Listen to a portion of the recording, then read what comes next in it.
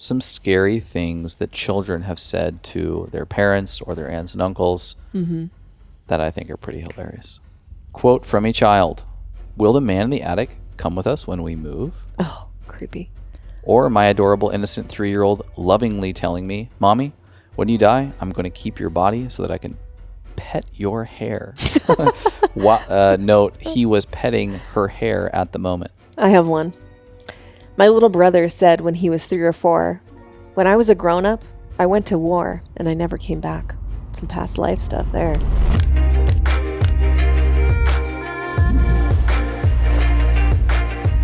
Welcome back to the Medicine Podcast. What is going on? This is Chase. And this is Mimi. And here we are on the Chase and Mimi iteration of the Medicine Podcast, where we sit next to each other, look into each other's blue eyes, and try to impart on our audience some laughs and also some wisdom. No doubt. Do you want to hear something that made my day? Yes. Okay. This is a testimonial, a review, a story from one of our customers, Melissa. And it was just so good. I had to share on the podcast. She says, "Our health has changed so much for the better. MushyLove has helped my gut and skin. And for my husband, he noticed a change in his gut health and bowel movements." Holler.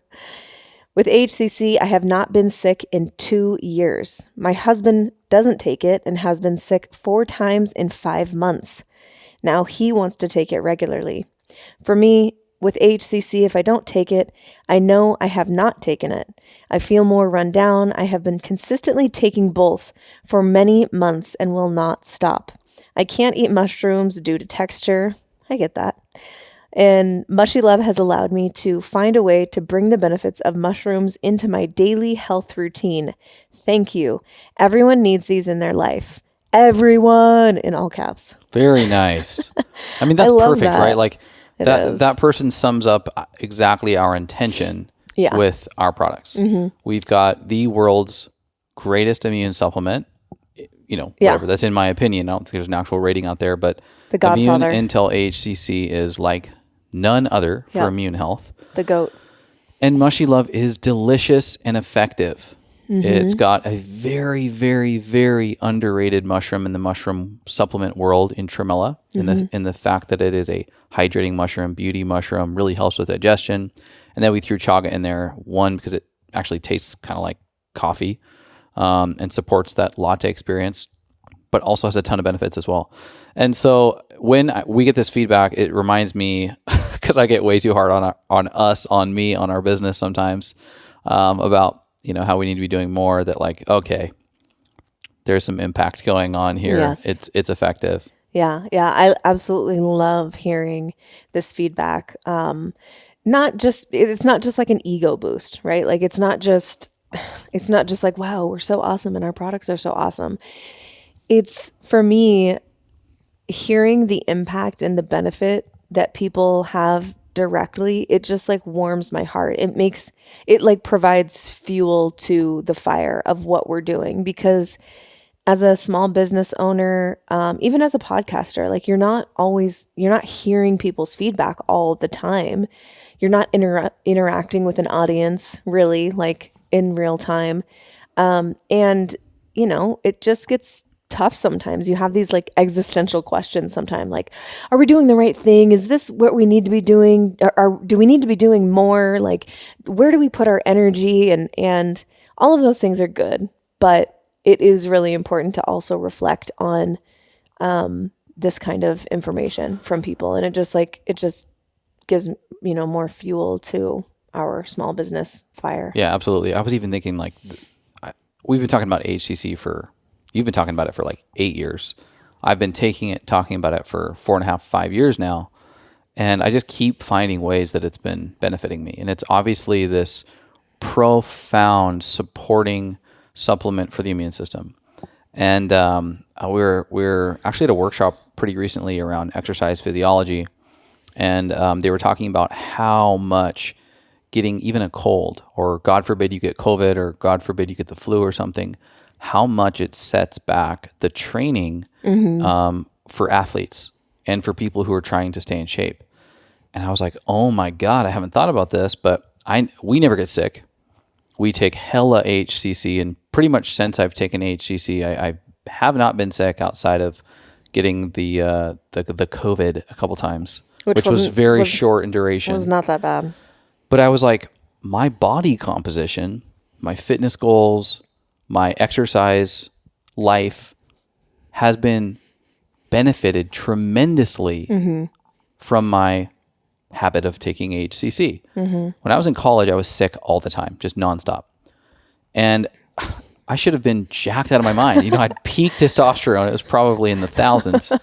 And I'm working out all the time, but I was just constantly sick. And like, this is no flex or anything, but my body looks better than it did when I was in my 20s. You can flex. And it's not just HCC. It's not like you take HCC and it makes you ripped.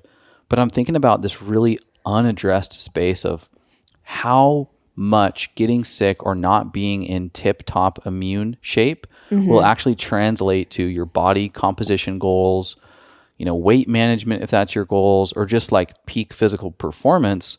And I'm really starting to like wonder how much of an impact AHCC has not only made on my immunity, but how immunity has been supporting my own body composition. Yeah, there's just a laundry list of both direct and indirect benefits of using something like Immune Intel AHCC. Speaking of, this week, or I guess last week, in our newsletter, if y'all don't know, we have a weekly newsletter called The Medicine Drop, and I think it's really good. We put lots of fun things in there, including a weekly giveaway. So every week we're giving away a product that we use and love in our life all the time. So like if you went to our website to the medicine cabinet, where we have a list of all of our brands and products that we use, it could be any one of those things. This is ClearStem, Organifi, Paleo Valley, like any of those things are fair game.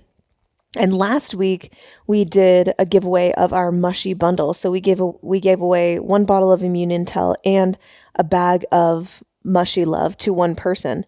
So one person got both of those, and we had so many entries. It was great. It was great to see that people it was double the entries of what we usually get, which was really fun to see. But I'm basically just pimping out our newsletter here. It's a good read. We put really like fun and meaningful things in there, and then you have a chance to win a high quality health product every single week. It's pretty much a $70 to $100 value, sometimes even more, that we're giving away for free every single week. And then if you do want to get like this, like Melissa talked about, the AHCC and MushyLove bundle, you can go to themedicine.com, and on our store you'll see the bundle. If you buy them as a bundle, you'll get a discount just automatically. But then if you want to use the code MEDICINE, MEDICIN, you'll always get 10% off there. All caps. All caps. Yeah. Well, you want to jump into the first appetizer of today's show? First appetizer, a recurring segment on the show. Shit I've been on lately, dog. Where we share what we're currently obsessed with. This could be a product. This could be an Instagram account. This could be whatever we want. Just anything that we've been on lately that we think might bring some benefit to our listeners. Well, no surprise here to anybody who's listened to the Medicine podcast, but I'm a big fan of the sauna. When we were in California, we have a sauna at our home, and it is a Swedish 1970s sauna, and I go in there and just sweat my face off, and it's the best. You're the only one that uses it. I'm the only one who uses it. Well, I use it, but it's a shared. It's in the shared common area of our complex, and there's a million different benefits. But the point that I'm trying to make here is that when we moved, which we've moved out of San Diego for this year, and we've spent the first few months here in Idaho, and then we'll be going to Arizona. I was like, I am going to really struggle without a sauna. Yeah.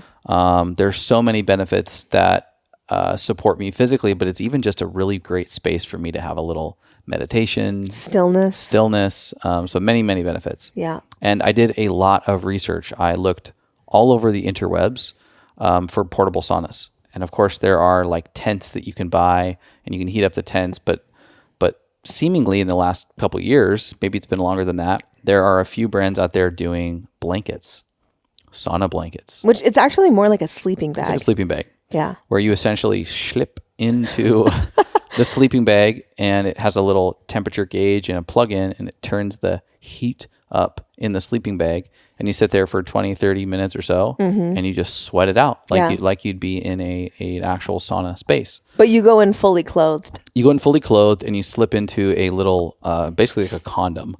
It's like a big towel, towel condom sleeping bag, and then you go into the actual heating cocoon. But I did a lot of research on this because the first thing I thought of was like, okay, this is great, but what about like EMF? Yeah. This thing is obviously an electrical component here. And if I'm just like zapping my body, I don't necessarily, I think that's kind of counterintuitive. Might be a net negative. So I actually went into the research on EMF safe devices and found a brand called Higher Dose, and their sauna blanket specifically is the one that I've chosen to go with. And so this summer I've been using the Higher Dose sauna blanket, which is really, really awesome. I mean, some of the benefits that I've noticed, even as much or more so than using a traditional sauna, have been some of the recovery mechanisms, like having the heat almost on my body in the cocoon feels even more restorative than just like sitting in a sweaty sauna room.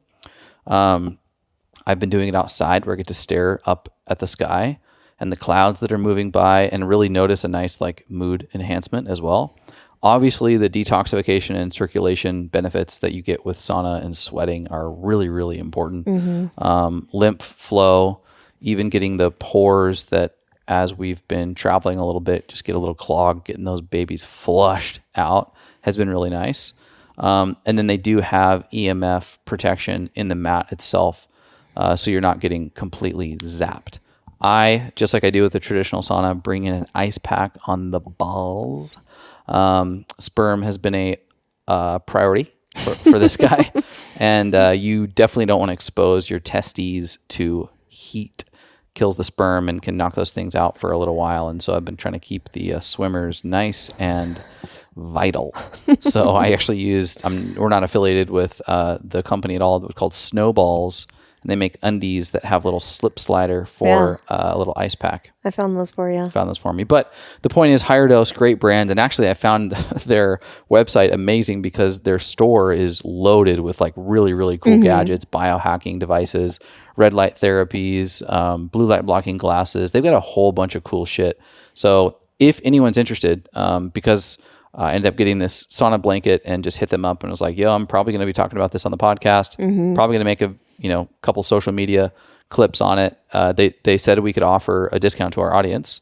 And so if you use the code MEDICINE, MEDICIN, you should be able to get at least, I think it's 10 or 20% off. But we'll put it in the show notes anyway. You get a discount. You get a discount. All right, awesome. that's the shit I've been on. Yeah, that thing is really awesome. And I'm glad we found it because now we can take the benefits of sauna literally anywhere. If you have an outlet, you could take this on trips and do it in the hotel room or something. Right. Like you can basically do this anywhere. If there's an outlet and room to lay down like a average sleeping bag, like I'm going to take it to Sedona and put it on the deck, stare up at the night sky, look at some UFOs, and get a little sweat. Love it. Yeah. We might have to do side by side. What kind of shit you been on lately? The kind of shit I've been on lately is a supplement that was once thought to be a man's supplement. And Viagra. now... That was really loud. Oh, sorry. No, not Viagra. I don't think that's a supplement either. That's a prescription. Definitely. I wonder what it would do for women. Would it just like you just? It would just increase blood flow. I think it does help. Like I think it, blood flow to the nether regions, especially like the clit would probably get stimulated. You just walk around with a tiny boner. A little. No, definitely not that. No, I've been, let's see, for about 2 months now on the daily, I've been taking Kion creatine. And you've been taking creatine forever. Yep. You've looked into the research, you've heard it, in the bodybuilding and fitness space for years and years and years. And I just never really thought of, I used to take it like, I don't know, a couple of years ago on and off, but wasn't really regular with it. And recently I was listening to a Huberman podcast, and the guest was a basically women's fitness expert, Dr. Stacy something. And it was a wonderful episode. Like, if you are a woman and you're into lifting and exercise and fitness, like, highly recommend this episode. It was really, really enlightening and very interesting. And towards the end of the episode, Huberman asked her, okay, I know that you generally give like more individualized, help and support with your clients and people that you work with, but are there any supplements that would be beneficial for basically anyone and everyone, women specifically? This episode was targeted towards women's fitness. And she didn't miss a beat. Within half a second, she was like, creatine, for sure. And there are so many benefits. I'm just going to run through them really quickly. Increased muscle mass and strength, enhanced exercise performance, faster recovery, neuroprotective properties, cognitive function, bone health, glucose management, and specifically for women, improved body composition, enhanced exercise performance. Again, we hear that. Bone health, support during menopause, and also, there's new research to show that there likely is benefit to the endometrium, building up the endometrial cells and tissue for implantation and carrying a baby, and the placenta formation and function, which, is like huge deal. So I've been using creatine specifically from Kion, because there's a ton of different types of creatine out there. And the one thing that she did mention, this Dr. Stacy, she said, make sure you're getting Crea Pure, which is a type of, it's a patented type of creatine. Yep. And there's a few different ways to manufacture creatine, and Crea Pure is like the top tier, most bioavailable, best way to get it. And we knew that Kion does use Crea Pure, so it was a no-brainer for me. I've taken creatine for a long, long time, but I didn't dork out on creatine as hard as I did until we had Angelo Keeley on the podcast a few years ago. Angelo's the co-founder and CEO of Kion, and he went really deep into the weeds on creatine when they decided to launch a creatine product, and really educated me on how important Crea Pure is. You can sometimes get some negative feedback from people around creatine when it comes to maybe gut disruption. Some people even say like oily skin or, a breakout or something. And from everything that I've heard, Crea Pure is basically absent of any of those types of, negative side effects. I love it. It's one of those supplements that you feel, and you feel it right away. And it's just an amino acid. Right. There's a little bit of a water retention connotation that comes with it as well, which I think has been over exaggerated. So creatine is a no-brainer. It's been around a long time. It's been through many, many studies. I don't know of a single highly intelligent health professional who would speak negatively about it. Yeah. But in the past, historically, it's just kind of been something that men talk about. Right. I've been exercising, lifting for a very long time, and you just don't hear women talk about it very much. But it is the most well-researched supplement in the world, basically. And so if you wanted to try it, you can check out Kion. We have it in our medicine cabinet. So you can just navigate to our website, themedicine.com, and go to our medicine cabinet. And there we have the discount medicine. Yep. And try it for yourself. The way that I use it, which is from the recommendation of you to have it in something warm. So I put it in my King coffee every day. So I mix King coffee, a little bit of butter, and creatine, a scoop, so it's about 5 grams in there, and then just blend with a little cream. It's like they're like little crystals, and so you don't need to have a hot drink per se, but consuming it with water at least, or drinks that are at room temperature, supports the bioavailability of it. I can see that, how it would just dissolve better. So yeah, check it out. Love that. All right. Next segment, next appetizer before we get to the entree is a clip of the week, or in this case, a little piece of content of the week that I found on the Instagrams. And this is in the relationship domain. If we can, we want to carve out sections of our show to give a shout out to people who are just making really great content. A lot of times these are friends of ours, like we've had in the past, Aaron Abke, Mark Wooding from After School, Paul Check, our dear friend Paul Check, our mentor, John Wineland. This week, I can't say I know these people. I don't actually know these people, but Instagram decided that I needed to see some of their content, and I'm grateful for the algorithm that is the Meta, Facebook, Instagram god over there that runs the control mechanism on this planet. But this little piece of content was called the 4 Agreements for Times of Conflict. Do you want to alternate these? Yeah, we can alternate these. I found this interesting because it dances around a lot of the things that we've talked about now for 4.5 years on this podcast, but does it in a way that's really concise, and I think would make a nice little addition to some of the tools that we've talked about a lot in the past pertaining to like conflict resolution, charged conversation. We use a protocol, if you will, called the check-in. And this is also a nice like foundation setter for having charged conversation. So it's 4 agreements from meet_the Freemans. I would assume their name is the Freemans and that they're a husband and wife. But they say that they treat these laws in our marriage, they treat these as if they are laws in their marriage, no matter how mad either one of them get. Yeah. And so there's 4 of them. I'll kick it off with the first one. And the first rule is no yelling. This is a major trigger that makes conversations feel very threatening. So instead, we each give each other a chance to talk and don't interrupt each other. Yeah. I think it's huge because yelling just elevates to another level of like, this is a threat. This is like, it stirs something in your nervous system that is really hard to overcome, especially as a woman. Like if there's like yelling and a lot of anger, it's hard for me to even form my thoughts. Yeah. You know, because it's literally like your nervous system is viewing this person as a threat to you, like physically. It's tough because I think yelling is an overcompensation for not being able to accurately articulate strong emotions that you're feeling. And so to try to get the point home, you yell, or you lose control of the way that you're feeling because the emotions are so high that you yell.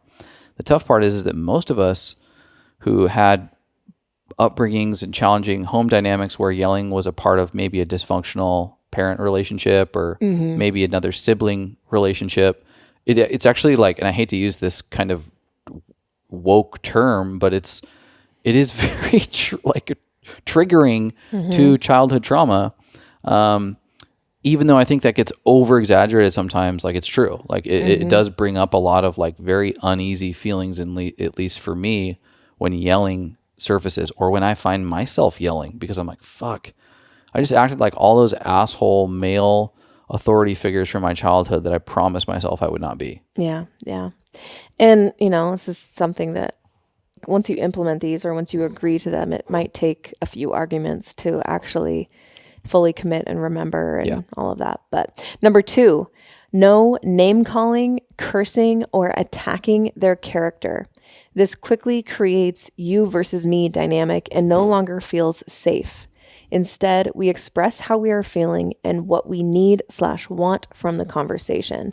I think this is an absolute no-brainer, like absolutely 100% agree with this. You and I have never really, I don't think you've ever, either one of us has ever called each other like a name. No. Like you effing bitch. No. Dick, yeah. That stuff. This. It's just not productive. It's just really, really low hanging fruit that perpetuates again the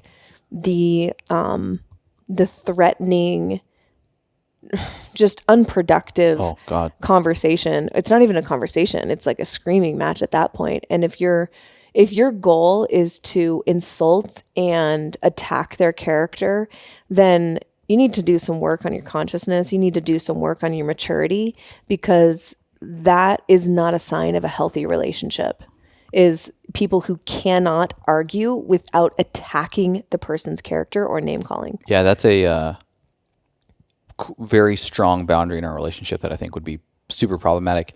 I will say though, cursing, name calling, cursing, or attacking their character, that's one that I could work on for sure. Because I definitely, when we have charged conversations, it's not that I'm yelling F words at you, but I'm using curse words to drive a point home.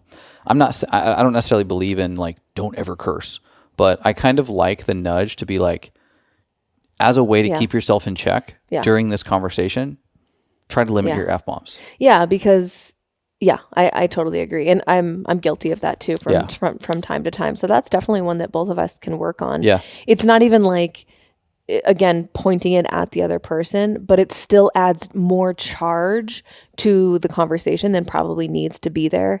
And there's just so many other words that, you can find. Because the reframe, they say instead, we express how we are feeling. Well, sometimes when we have what I think to be healthy charged conversation, sometimes I'll explain the way that I'm feeling with an F-bomb. So I think that's a nice little, I'm going to try it out. Can't make any commitments yet. Okay. Number 3, no bringing up the past as ammo. This quickly escalates things and makes it hard to address the main topic right now. Instead, we stick to the main topic and bring that into completion.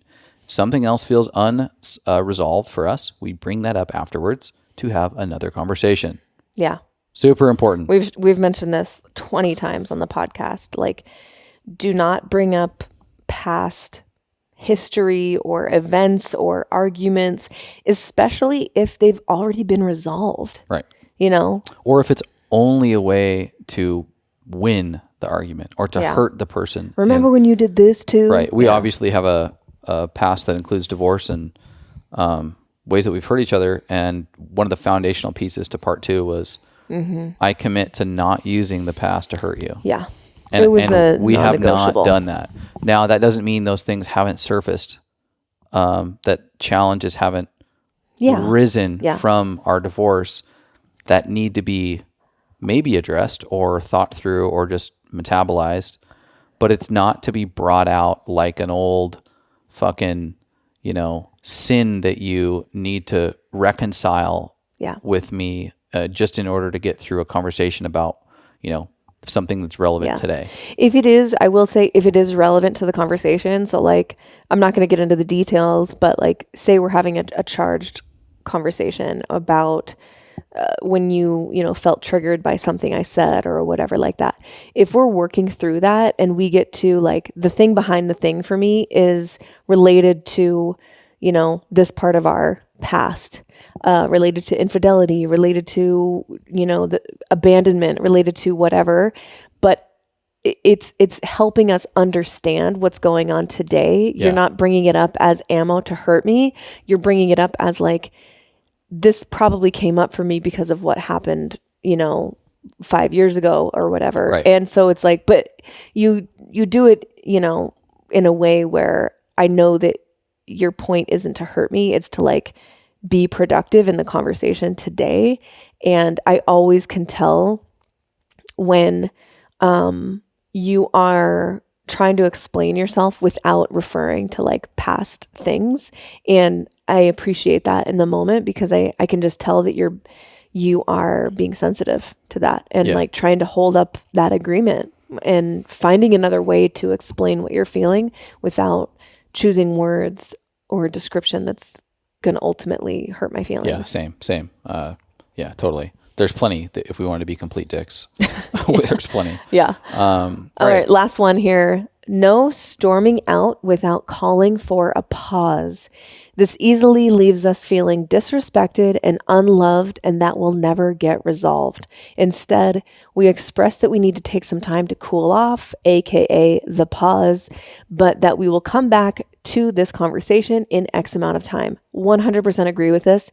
You and I don't necessarily do this very often. We're really like, if something needs to be talked about, we both like want to get it over and done with and get to the bottom of it, resolve it. I don't think we've ever like taken a pause during a charged conversation, but if we did, there's no way that you or I would just walk out and then come back and expect like, oh yeah, let's jump back in. We would say like, hey, I'm feeling really triggered right now.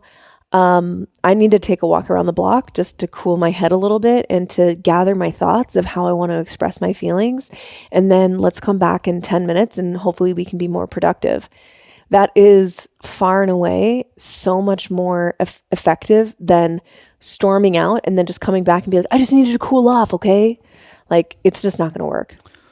Yeah, I think it brings up a lot of abandonment wounds for people. Yeah. When that happens, and when someone that you theoretically love more than anybody shows this little like abandonment preview, I think it's done in a way usually to elicit like a response from them that makes the person who's leaving feel wanted or desired, or like they hold the power. Yeah, it's for sure a power move. And so it's icky. Don't go there if you don't have to. And I get needing space sometimes where I'm just like, hey, this isn't going anywhere right now. We need to sunset this for now, or we need to bring this up in a minute, or I'm hungry. So I get that all makes sense. The last thing, they jot down a few things that, easier said than done, right? And so what they do is they list out a few things as far as what it takes. Number one being a deep down commitment to these agreements. And in their case, they say that they have become a matter of their own personal integrity. And so I think the point they're trying to make here is like, this can't just be like, oh, fun, cool idea that we saw. These need to be like part of your constitution, relationship constitution. Yeah, totally. Repetition and reinforcement, not once, but multiple times. And then mastering emotional regulation. And so it's obviously a little bit broad, but what that means to me is just having the perspective of the observer on your own emotional pattern and the trends by which you find yourself continuing to loop through in charged conversation or with your romantic partner, and just going, oh, that's a pattern. Oh, I'm at an emotional high or an emotional low right now. Maybe not the best time to just unleash. And just being an observation of where you are at emotionally before you make communication that could really hurt somebody. I would say too, the fourth like bullet on what it takes is prioritizing the relationship, the love that you create over either one of your individual pride or ego or whatever. You have to prioritize like, okay, I'm going to hold my tongue here, or I'm going to rephrase, or I'm going to, not say this word or whatever, because ultimately I revere our relationship more than I love my own pride or ego or whatever, or the amount that I want to win this argument. It's like, do you want to win or do you want to be happy? Well, and in some cases, it's a great point. It's a really great point. In some cases, like we've talked about on the show, and I've read books on and listened to many podcasts on the nice guy syndrome, where to attempt not to hurt his partner because he wants to be a nice guy, he's reserving strong opinions that are actually for the betterment of the relationship or the family. And so this is kind of the passive husband, passive father who defaults to his wife being the full-blown leader 100% of the time. That's not a healthy thing for most masculine, essenced men. And so sometimes for the betterment of the relationship might actually be speaking your authenticity in that moment, even if it makes your wife feel uncomfortable or in a position that she's not used to, or vice versa. Yeah. I mean, knowing that this is hard for me to say, but I need to say it, is still putting the relationship ahead of your own ego, because it's easier. It's easier to stay quiet. It's easier to just nod your head. It's easier to go along with whatever your person is saying. Yeah. But what I mean is just like your, desire to say this one word, or your desire to call them a dick or whatever. Right. All right. Yeah, that was a great find, babe. Thank you. Yeah. Great. Thank you to Meet the Freemans. Meet the Freemans. Yeah, check them out, people. So recently I was making dinner for us, and it was this wonderful, beautiful beef Szechuan, sort of like stir fry with shaved beef and a bunch of different veggies and everything. And I was sitting there at the stove stirring this, and I took a video on my Instagram, and I was just like so excited to eat this meal because I just knew it was going to be delicious. It had like a delicious like reduction sauce, and it was just going to blow our pants off. Wow. And I was so excited to eat it. And then it got me thinking about that is something that you don't really hear a lot of people talking about, how when you live a healthy lifestyle overall and you choose to eat whole foods mostly, like, minimally processed foods. This dinner was made up of one ingredient foods: beef, cauliflower, carrots, cabbage, those types of things. And I was just so excited to eat this food. And so it just got me thinking about like how it's so wonderful when your body is like not tainted with ultra processed food all of the time to where you're that's what you crave. Mm-hmm. You crave Doritos and Cheetos and ice cream and all of these things. Rather, you crave real food. And looking at a plate of, stir fry that you make from scratch is like your mouth is just watering, and it's totally satisfying when you eat it. And so it just made me think of like, this is totally an underrated aspect of a healthy lifestyle where you legitimately crave real food. Therefore, your food pleasure threshold is so low. For example, what I just explained, but another example, when you're not addicted to sugar, like a very ripe cantaloupe tastes better than any candy in the world to me. Like candy, bye. Like just give me a ripe cantaloupe and a spoon, and that's better to me. Obviously, there's a million benefits to a healthy lifestyle. Mm-hmm. They're clear.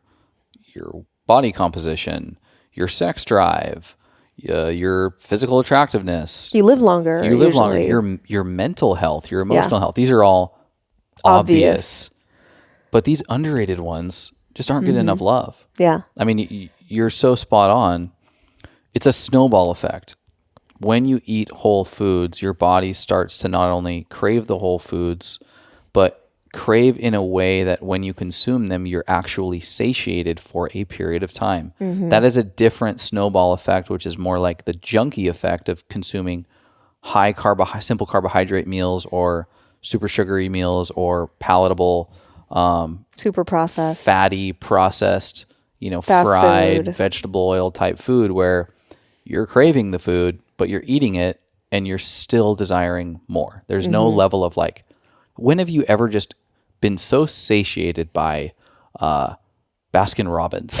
It's like never. No, you're I need more of this until I'm sick. Yeah. Until I'm nauseous. Until I hate myself. Yeah. That reminds me of I think it was Louis C.K. Yeah. One of his stand-up bits where he's like, when is the meal over? When is the meal over? The meal's not over when I'm full. Yeah. The meal's over when I hate myself. It's so true. And honestly, like, this is such freedom. This is what we get to, freedom with your food. And you're listening right now to two formerly orthorexic individuals. Yeah. And me personally, I had a borderline eating disorder in the sense that I would binge hard.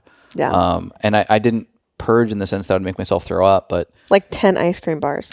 Yeah, and a box of cereal. And a whole box of cereal. And even when I started eating whole foods, I ate just copious amounts of food. Yeah. And it took me a while to really get this out of my system. And I have to say, this is such an underrated aspect to a healthy lifestyle. It's just your body steering you like a compass towards the food that you know will be satiating, and it doesn't include bullshit. Kind of the next one that we were talking about, and it's kind of in the same lane of food and drink, but alcohol.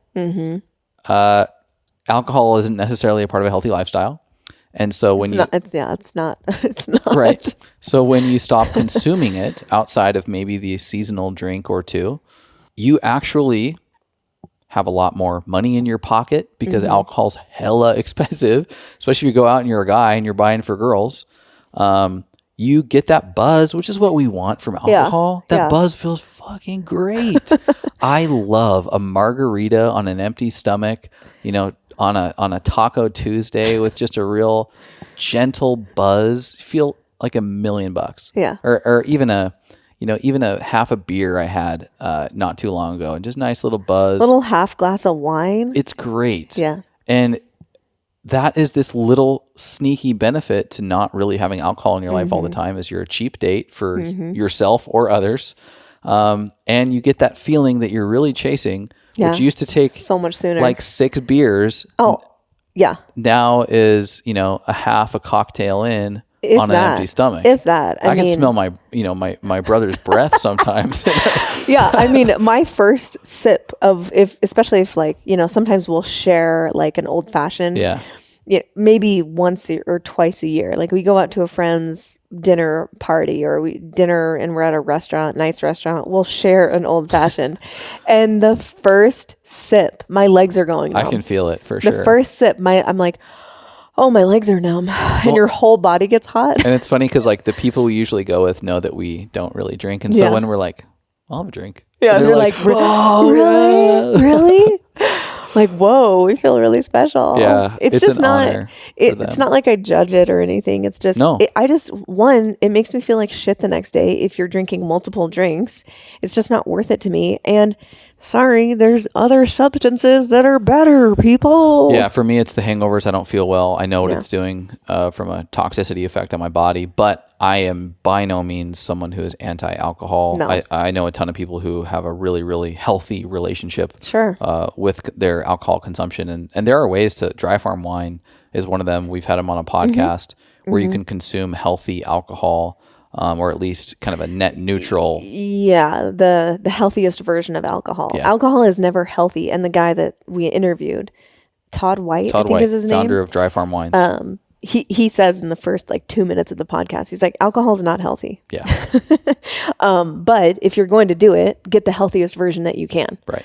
That was a really interesting conversation. But yes, absolutely. That's an underrated aspect of a healthy lifestyle. The other one I thought of was when you've changed some of your habits and you've experienced the effects of living a healthy life and what those big boulders are. Things like eating pasture-raised beef, drinking raw milk, getting early morning sunshine in your eyeballs, regular sauna, these types of things. It becomes much easier to spot the health BS coming from 3-letter organizations and health influencers online. Like you scroll Instagram for, 5 minutes or less, and you'll see either like a headline or an influencer that's like pushing you to buy this product or do this thing because it's going to totally transform your life or whatever. And once you've lived this a little bit, you start to realize like, that's not going to move the needle. Or like, 3-letter organizations recommending certain health protocols. It's like, no, I'm sorry. I know for a fact Lucky Charms is not healthier than beef. Right. And that's a real example. A perfect example of this is like keto was really big like 4 or 5 years ago. And I think it's a killer protocol to try on. There's a ton of benefit to it. But it's not just just inherently healthy because it's keto and because it was a diet. But you'll see brands, huge brands, we're talking like Kraft Heinz, Frito-Lay, some of these huge food brands in the grocery store, that when you're in the aisles, anything that's at eye level is the biggest brands with the biggest budgets because they've paid the most to be at your eye level in the grocery store, FYI. But they'll have keto on there. And I'll be like, what the hell is this? Or Oreos are gluten-free. Right. And so it's just a marketing play. And so when you start to consume whole foods and healthy, and you start to educate yourself on what ingredient lists look like and stuff, you're focusing a lot more on those ingredients versus kind of the labels that go along with them. Because you can make a lot of things fit into these little boxes that we create in diet culture and health culture. And that's one that stood out for me. And even like the calorie conversation. Yeah, you're right. Lucky Charms, a serving size of Lucky Charms, which is like, what, a half a cup? So, which is not a cup, serving maybe? size of cereal?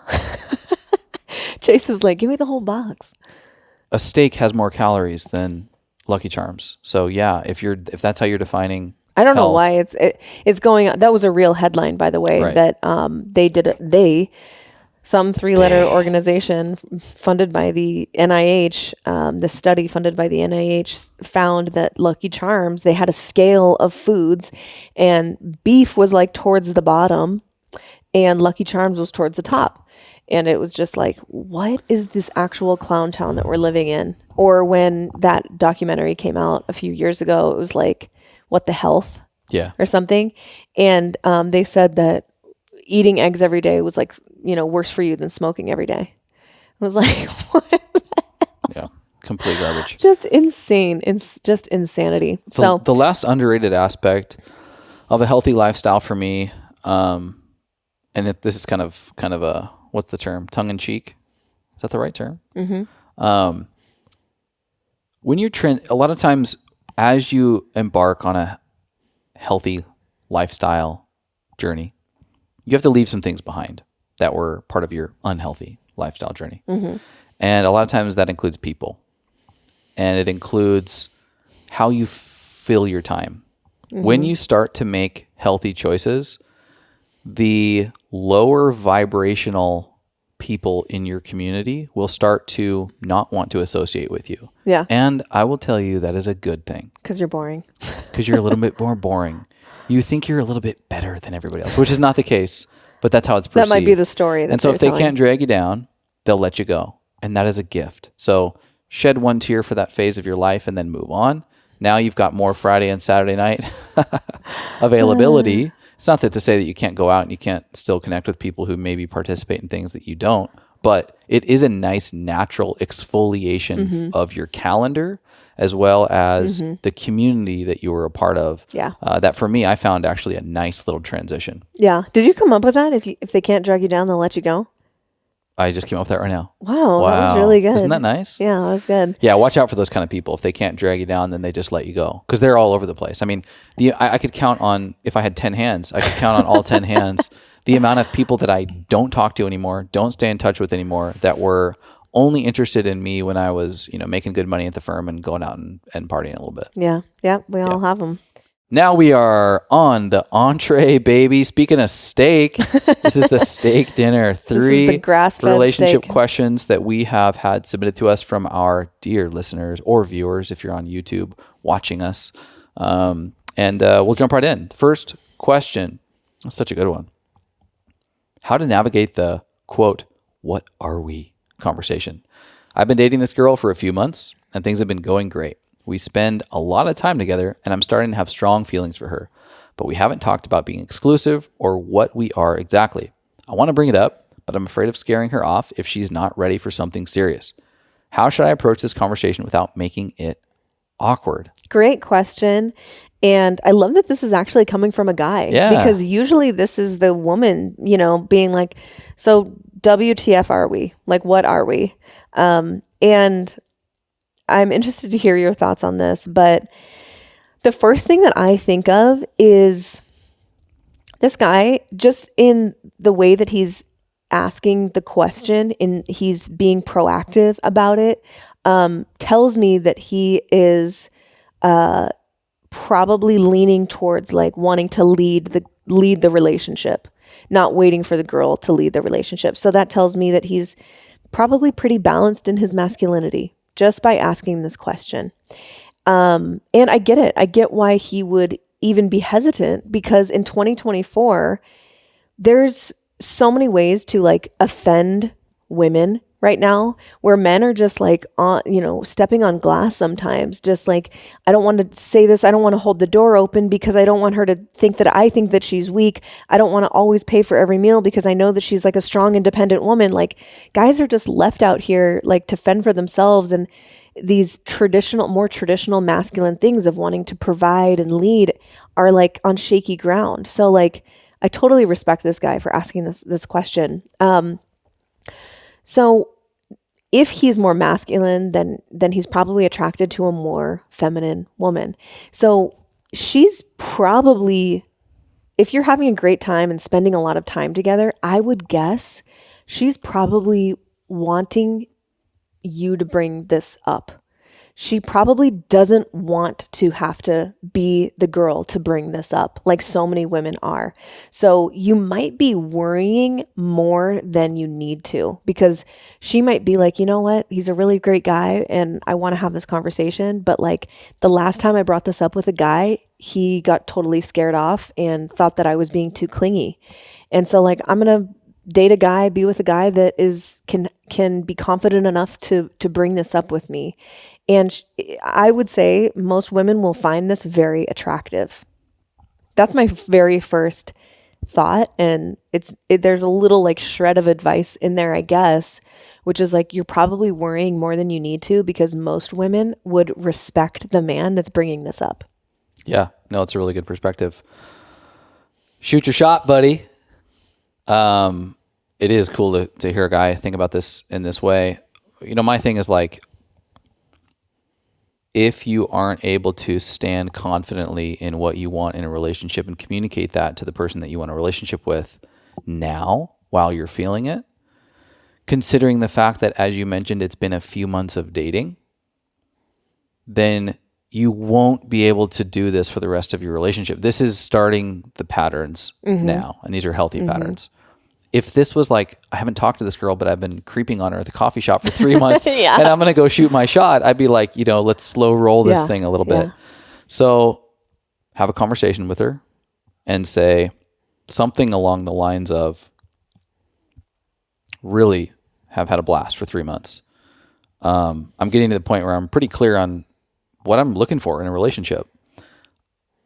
It involves some level of exclusivity. I'd like, to start having a life to some degree with a committed partner. And man, I'm really into you and I really, really care about you. Like, would you be interested in that type of relationship? It's obviously going out on a little bit of a ledge, but like, isn't that what life's about? Yeah. And I mean, if she's spending this much time with him, and he has strong feelings for her, I'm sure that she reciprocates those feelings. I don't even think it's that much going out on a limb. I would say next date you have where you're doing something really fun, or you have a great dinner. I maybe wouldn't like, I would probably want to do it in person rather than over the phone. Next date you have, I would just, if I was him, everything that you said is perfect. And I would accentuate, like, I really love being around you. And, I think that we have a great connection, and I'm not really wanting to explore a connection with anyone else. Be excited about it. And totally. It doesn't need to be this like fucking proposal. No, it can just be like, man, it's amazing what I've been feeling. Like, I'm really into this and I'm really enjoying my time with you. Yeah. And like, I don't want to date anyone else. And I want to be with someone who, feels that same deep connection. But I get the anxiety because I've literally yesterday saw content on Instagram, women's dating advice, about how like, don't, just because you're dating someone, until there's the conversation of exclusivity, keep your options open and keep dating, and it's okay to date multiple people and everything, which is like fucking great. That's totally fine. But if that's in the psyche of a guy who's like trying to talk about some level of exclusivity with the girl that he's dating, and he's like, damn, these girls are just dating a bunch of guys. It goes both ways. Love. Absolutely. Yeah. This scenario is a guy to a girl. Yeah. And all I'm saying is I understand the concern. Mm-hmm. Yeah, totally. Yeah, I understand it from both perspectives. If this was a girl or a guy. Yeah, because it's really normal. Like when you and I were in high school, it was just a different dating environment than 2024. Any high school is a different dating environment. Totally. But like, I feel like it's more common now than it was 15 years ago to date multiple people at once and everyone's fine with it. I'm just saying that like, this is like a new development that people, I think, are having to like deal with and navigate, because everyone's dating multiple people probably. So yeah, I think next fun date that you have, just bring it up, be excited about it, and speak to the connection that you feel, and that you're not looking to explore a connection with anyone else. And how would you feel about that? And just see what she says. But even if she doesn't want to be exclusive, if she says like, you know what, I don't really want to be exclusive, don't take that as like a no for good. It might just be too soon for her. In like next month she might want to. So if she comes back and says like, no, not right now, or not yet, I think you need to respect that. But I wouldn't necessarily just break up with her just because she's not ready to be exclusive. But I think she's going to say yes. All right. Good luck, buddy. Yeah. All right. Next one here. This is some introvert and extrovert struggles. How do you get your partner to open up to you more? I would consider myself an extrovert and someone who thrives in social settings. I love having times when it's just me and my partner, and I appreciate the intimacy that brings. But we struggle when we are out in public because I feel he is so introverted. I know I have to let him be himself. However, it leaves me feeling strained in those situations. I understand this. And it's a tough situation. I haven't experienced it with you and I. We have a great time socially with people, but we've been in situations where we know the person and don't really know their significant other or whatever it is, and you can just tell that the significant other is just brutally uncomfortable and not really willing to participate in the social gathering, and how it's like almost embarrassing for the other person. And so like I get the like desire to have fun together out. So this might sound like kind of trivial for some people, where it's like, just let him be himself. But it does get to the point where it can be like very awkward if you know that your partner's like not having fun. And so what I would say, the first thing that comes to my mind here is I would have like just an open conversation, open, honest dialogue with your partner, and don't bring it up like, yeah, we both know that you suck in social, environments. I would just be really gentle with it and say like, I really love, going, I love our time together, and, both when we're at home, and, I really like going out with you and things like that. But it seems to me that there's certain times where it can maybe feel a little uncomfortable for you. And I just really want to know, like, is there a way that you could feel more comfortable? Like, I think two aspects here, like asking them, are you more comfortable with like smaller groups, like 2 to 3 people? Or are you more comfortable in like a party setting where you can kind of like, browse and graze a little bit and figure out who you want to talk to. And there's not as much pressure on like staring eye to eye at someone, over dinner or something like that. So I think getting clear, like asking them if they're more comfortable in bigger or smaller groups. And then, is there any activities that you would be comfortable with? And engaging in those, and maybe planning your next social gathering with friends in that way. Like if he was like, well, yeah, I don't really love like dinner parties, but I like, going out and doing something active, like taking a walk on the beach, or going to like a rock climbing gym or something like that, where you're doing something active and it's not like staring at someone in the eyeballs, like very intimately. So just like get familiar with, are there situations and party sizes that you enjoy more than others? Yeah, that's a really good point. I think personality types too.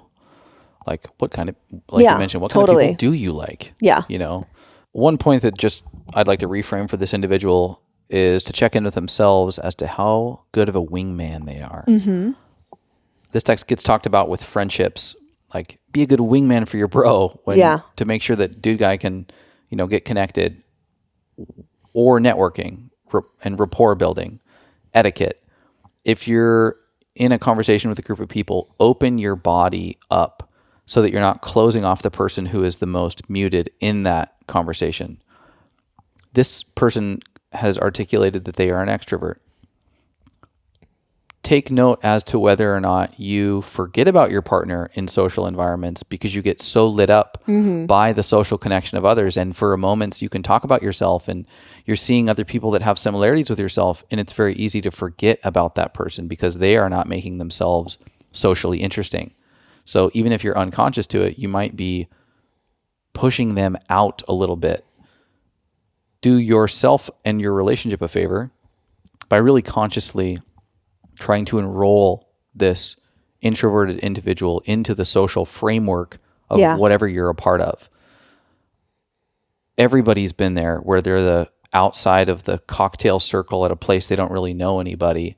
And maybe they have one person that they know there, and that person is not socially lubricating the environment well enough to enroll them in the conversation. Like, oh, that's amazing. Yeah, Chase over here actually, worked in finance as well, and whatever. You can fucking figure it out, but just check yourself a little bit. I'm an introvert, and although I have a nice set of social skills in my tool belt, sometimes I'm like, fuck, dude, I don't want to be here. I don't want to talk to anybody. I want to leave, in fact. But it is very helpful when you have someone that you're with to just kind of link arms and go into the environment with at least the awareness that one person is going to bring you into a conversation or help you through something that is going to seem like a really long night. So that's kind of my 2 cents, in addition to just like being aware of what you're putting this poor person through. I think you should check in. I think you should sincerely ask how important it is as an extrovert for you to have social engagement, but also make some accommodations. And do some inventory. I'm an introvert. It's really not hard to pick up some social skills. And then there are just some things you just, you set yourself up for the win by avoiding certain environments and certain situations. It's just the reality. Yeah. As long as I know there's an exit, I'm usually pretty good.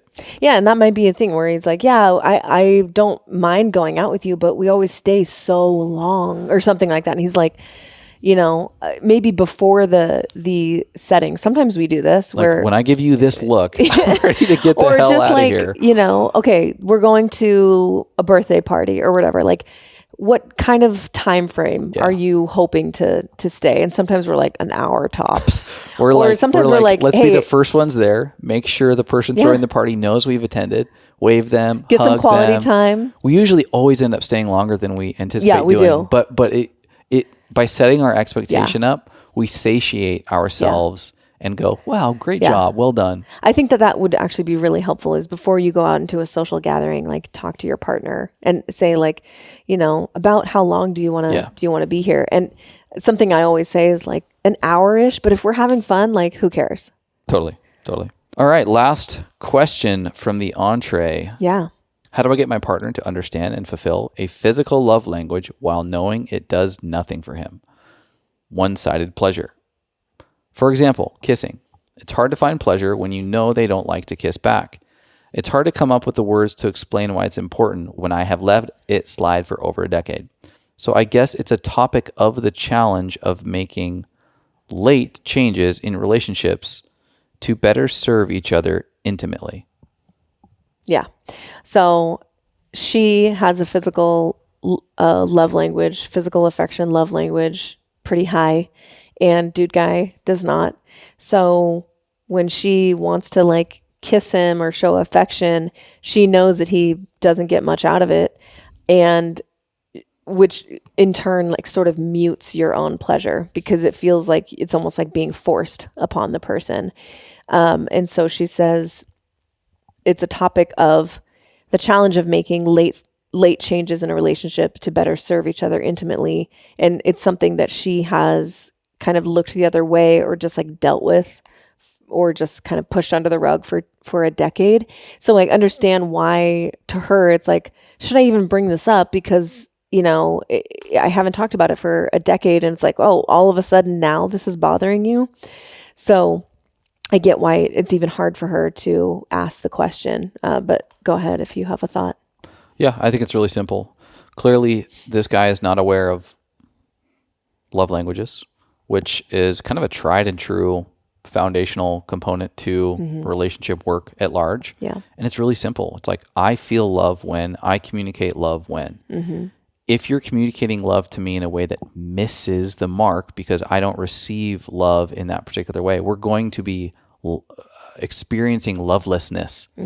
And so a general conversation around, listen, I should have brought this up sooner, but this is really important to me. Or, hey, we're a relationship and we're two people who are evolving and changing all the time. We have to make sure to leave room for change and requests in the domain of our relationship. Otherwise, we're just going to be stagnant. And what do we want our relationship to look like it has for the last decade? Forever? Maybe not. So my request is, let's leave some room in the relationship for change. And right now, I could really use physical reciprocation from you in order for me to experience what is my innate love language via physical touch. To say that also means you have to be aware and committed to the reasons as to why they may have some level of pushback or some level of disinterest in physical touch. Maybe there's childhood trauma. Maybe there's a wound. Maybe they just didn't grow up with anybody who participated in physical touch. And so leave some space in the relationship for that awareness to come online so that you can navigate it appropriately. If you have a partner who's just unwilling to meet you at your love language, gosh, that sucks. And that's a tough spot to be in. But most successful relationships aren't a love language match, I would say. It's more an accommodation and an awareness and a love so deep for their partner that they start to participate in those lanes of love expression and love reception that they maybe weren't accustomed to. And it's actually very beautiful when you can start to experience the bouquet of love languages, even if you have a primary. Yeah, I think you just bring up this conversation about like love languages. Like, have you heard of love languages? It's this really interesting concept and just go into it.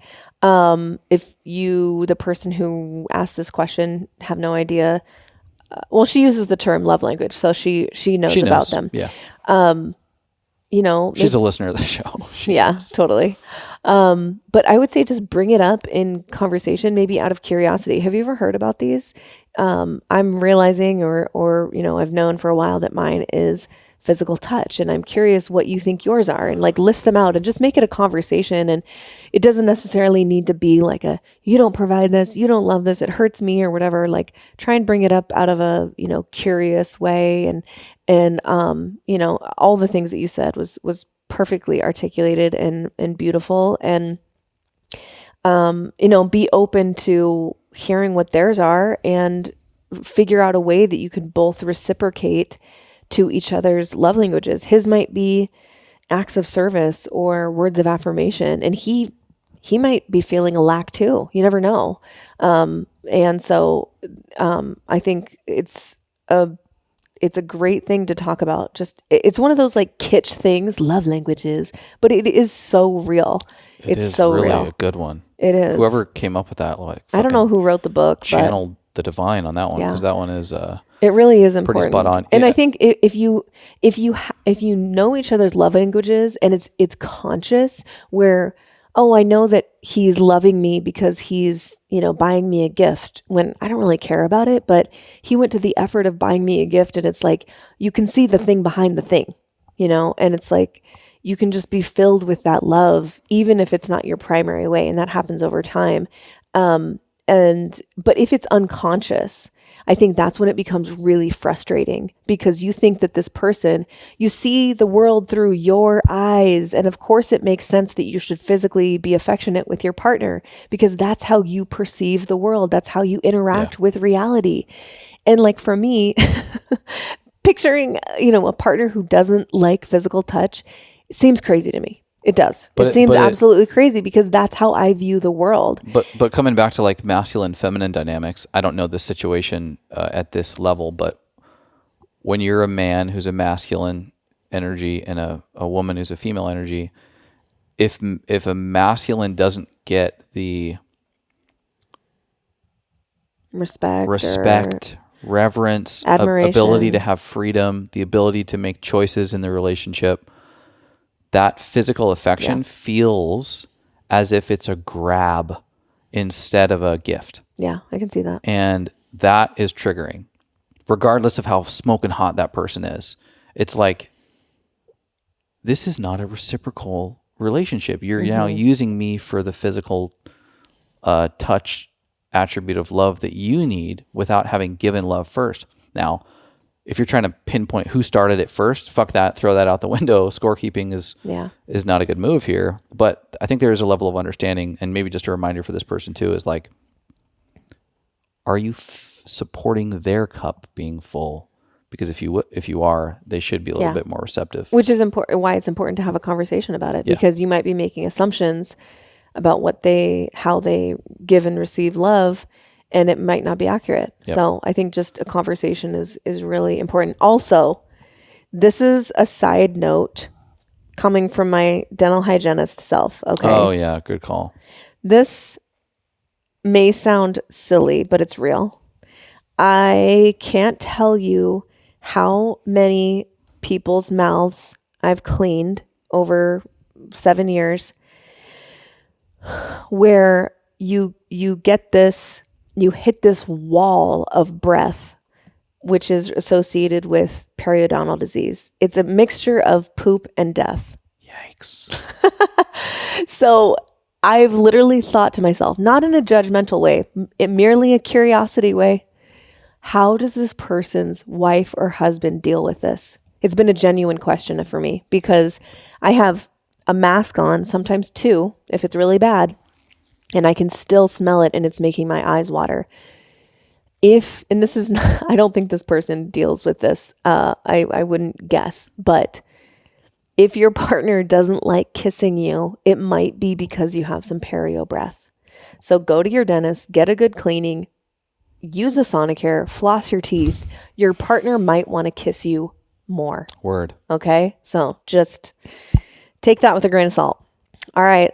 Dessert. We are upon it.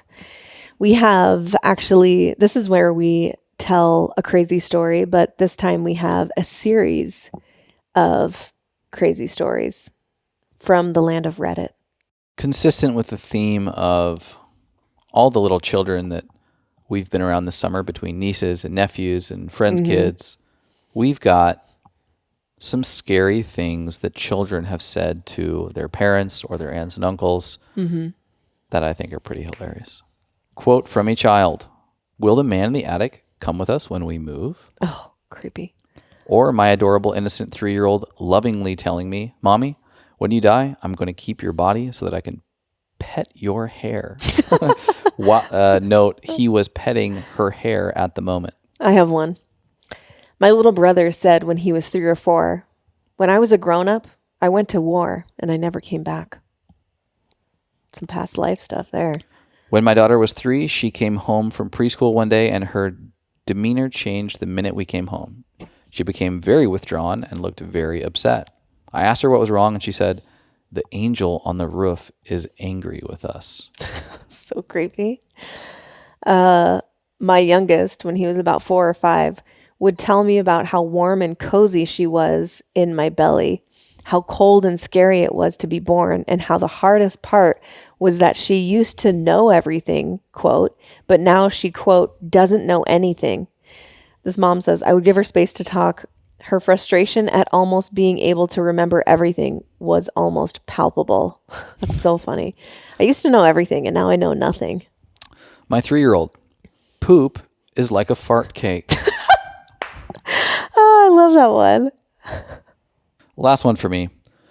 Not my kid, but my friends. They were across the country visiting family and out for a drive. Her 4-year-old points down an old overgrown road and said, "That was where I used to go to school." She told him he didn't even go to school yet. Mentioned it to her brother when they drove by another day, and he told her that down that track used to be a schoolhouse in the 1800s. The same kid was on a walk with Mom in our town around a fairly wooded pond. He asked his mom if they could go another way. She said there was only one path and asked why. He responded, "I don't like that man hanging from the tree." Needless to say, they moved away from that area very quickly. Oh, yeah, that's so creepy. I have my last one here. My son said once, "Mommy, when I was big and you were little, I remember when we danced in the kitchen." She says, "The only person I ever danced in a kitchen with as a child was my grandfather." Did a little switcheroo there. I think the moral of the stories on this one is always ask your kid about their past life. Oh, we for sure are. Yeah. Just like a simple, don't lead them in the question. Just like, where were you before you were in our family? Yeah. Where were you before you were in mommy's tummy? Yeah. What was that like being in mommy's tummy? And just see what they say. And if you do ask your kid and they come up with something cool, Let us know. Let us know. Email us at themedicinepodcast@gmail.com. We hope you enjoyed this episode, you guys, hanging out with us for an hour and 18 minutes. We'll talk to you next time. Go spread some light. Okay, bye. Thank you so much for listening. If you enjoyed that, check out right over here for some more fun clips. Oh, and you're going to want to subscribe. Bye.